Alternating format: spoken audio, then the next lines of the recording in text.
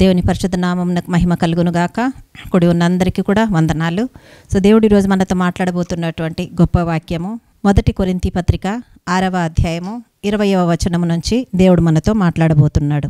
విలువ పెట్టి కొనబడిన వారు కనుక మీ దేహముతో దేవుని మహిమ పరచుడి అని సెలవిస్తున్నాడు. ముందున్న వాక్యములో మీ దేహము దేవుని వలన మీకు అనుగ్రహింపబడి మీలో ఉన్న పరిశుద్ధాత్మకు ఆలయమై ఉన్నదని ఎరుగరా? మీరు మీ సొత్తు కారు, విలువ పెట్టి కొనబడిన వారు కనుక మీ దేహముతో దేవుని మహిమ పరచుడి అని దేవుడు సెలవిస్తున్నాడండి. ఆయన చెప్తున్నటువంటి మాట ఎటువంటి మాట? దేహము దేవుని వలన మనకు అనుగ్రహించబడింది. ముందుగా మనం గ్రహించాల్సింది, ఈ దేహము ఎవరి వలన మనకు అనుగ్రహించబడిందండి? ఇర్మియా గ్రంథము 1వ అధ్యాయము 5వ వచనములో దేవుడు మనతో మాట్లాడతాడు కదా.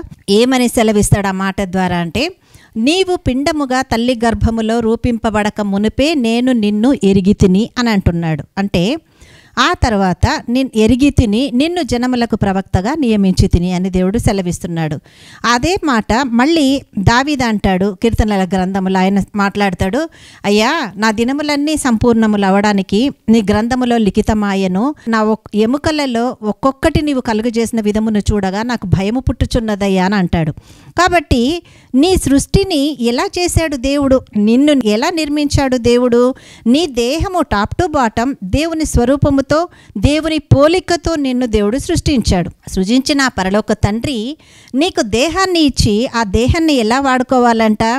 మీ దేహము దేవుని వలన మీకు అనుగ్రహింపబడి మీలో ఉన్న పరిశుద్ధాత్మకు ఆలయమై ఉన్నది అని మీరు ఎరగాలి. కాబట్టి దేవుడు సెలవిస్తున్న మాట, ఆయన చెప్తున్నటువంటి మన దేహము ఎక్కడి నుంచి వచ్చింది? మనకు తల్లిదండ్రులు ఇస్తే వచ్చింది కాదండి. దేవుడు క్రియేట్ చేశాడు కాబట్టి, సృష్టికర్త అయి ఉన్నాడు కాబట్టి ఆయన చెప్పే మాట, మీ దేహము దేవుని వలన మీకు అనుగ్రహింపబడి ఉన్నది. రెండవది, మీలో ఉన్న పరిశుద్ధాత్మకు ఆలయమై ఉన్నది. మీలో ఉన్న పరిశుద్ధాత్మకు ఆలయమై ఉంది అంటే ఈ దేహం ఏమైపోయి ఉందండి? పరిశుద్ధాత్మ దేవునికి ఆలయమై ఉంది. కాబట్టి ఈ ఆలయాన్ని దేవుడు ఎవరు సృష్టించారు? ఈ దేహము దేవుని వలన మనకు అనుగ్రహించబడింది. దేవుని వలన అనుగ్రహించబడిన ఈ దేహములో పరిశుద్ధాత్మ దేవునికి ఆలయమై ఉన్నదని మనం ఎరగాలండి. అప్పుడు మీరు మీ సొత్తు కారు. అంటే నేను కాదు, మనం కాదండి. మనం ఎవరమై ఉన్నాం? విలువ పెట్టి కొనబడిన వారు కనుక మీ దేహముతో దేవుణ్ణి మహిమపరచుడి. ఆమేన్, హల్లెలూయా. దేవాది దేవుడికి స్తోత్రం. కాబట్టి ఏమై ఉన్నాము? మనము విలువ పెట్టి కొనబడిన వారమై ఉన్నాము. విలువ పెట్టి, ఏం విలువ పెట్టి కొన్నాడు? ఎంత కరెన్సీ ఇస్తే మీరు అమ్మబడ్డారండి?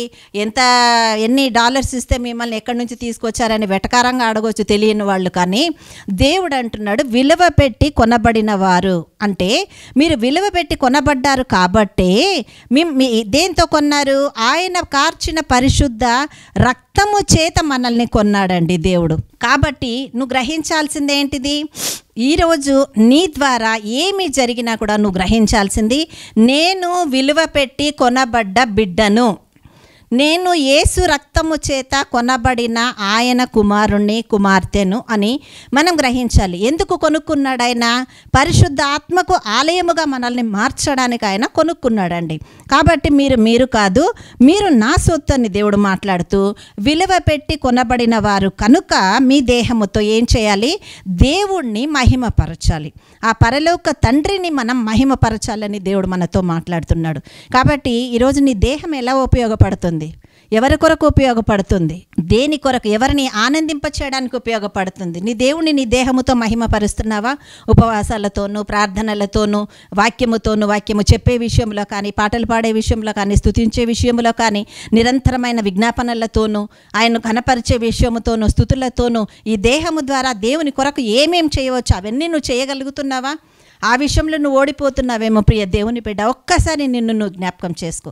నీ పునాది ఎక్కడ నుంచి మొదలైంది, ఆ పునాది ఎటువంటిది, ఆ పునాదిలో నుంచి వచ్చిన నిన్ను దేవుడు ఎలా నిలబెట్టుకుంటే, ఎలా నువ్వు మార్చుకుంటే నిన్ను నిలబెట్టుకుంటానని దేవుడు మాట్లాడుతూ ఆయన సెలవిస్తున్నటువంటి మాట, మీరు మీ సొత్తు కారు, విలువ పెట్టి కొనబడిన వారు అని దేవుడు సెలవిస్తున్నాడండి.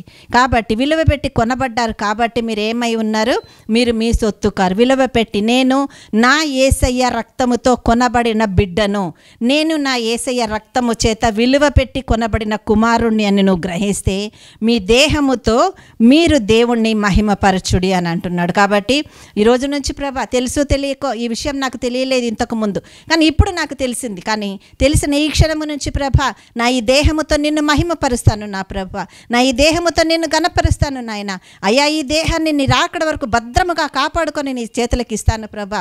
ఎందుకంటే నేను కాదు ప్రభా, నీ చేత విలువ పెట్టి కొనబడిన ప్రియబిడ్డనై ఉన్నాను కనుక ఈ సొత్తుని నేను కాపాడుకుంటే జ్ఞానమును నాకు ఇచ్చి నన్ను ముందుకు నడిపించి సహాయము చెయ్యి తండ్రి అని నిన్ను నీవు ఈరోజు నువ్వు దేవుడి దగ్గర సమర్పించుకొని ప్రార్థన చేస్తే మీరు కారు, నా సొత్తు అయి ఉన్నారని చెప్పిన ఆ సొత్తులోనికి, ఆ స్వతంత్రతలోనికి దేవుని బిడ్డలముగా మనం వెళ్ళిపోగలమండి. కాబట్టి దేవుడి రోజు నీతో మాట్లాడుతూ నిన్ను హెచ్చరిస్తున్నాడేమో, నిన్ను బుజ్జగిస్తున్నాడేమో, ప్రేమతో తన ప్రణాళిక నీ పట్ల వివరిస్తున్నాడేమో. ప్రియ దేవుని బిడ్డ, జ్ఞాపకం చేసుకో, ఒక్కసారి జ్ఞాపకం చేసుకో.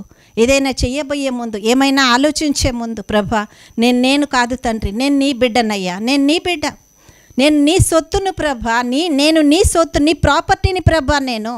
కాబట్టి నా అంతకు నేను చేయడానికి నా మీద నాకు అధికారం లేదు నా తండ్రి.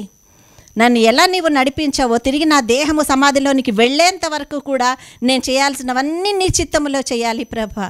నేను ఆలోచించిన ప్రతి విషయము నీ చిత్తములో జరగాలయ్యా. నిన్ను నువ్వు దేవునికి సమర్పించుకుంటే నువ్వు విలువ పెట్టి కొనబడిన సత్యమును నువ్వు గ్రహించగలవు. ఎందుకంటే నిన్ను దేవుడు తన సొత్తుగా మార్చుకున్నాడు. నీ దేహాన్ని ఒక ఆలయంగా మార్చి పరిశుద్ధాత్మ దేవుడిని నీలో నిలబెట్టాడు.